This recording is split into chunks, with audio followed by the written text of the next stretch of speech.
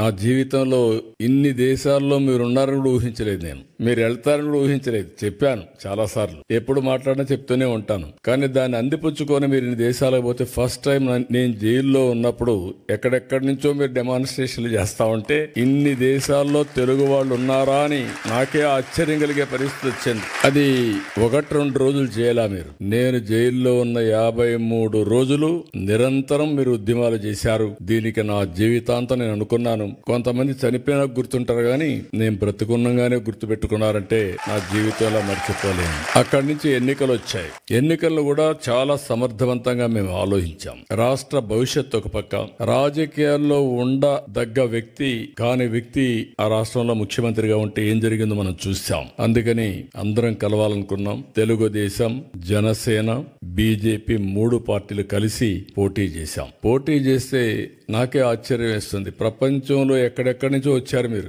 నెలల తరబడి అక్కడే ఉన్నారు. ఒక్కొక్కరు మీకు ఎంత శక్తి ఉంటే అంత డబ్బులు ఖర్చు పెట్టి ఎన్నికల్లో గెలిపించారంటే ఇది మా జీవితంలో ఎప్పుడూ మర్చిపోలేని సంఘటన. ఇది అప్పుడప్పుడు చరిత్రలో అనుకుంటాం కానీ ఇంత స్ఫూర్తిదాయకమైనటువంటి జాతి ఉండడం, నేను ఆ జాతిలో పుట్టడం నా అదృష్టంగా భావిస్తున్నా.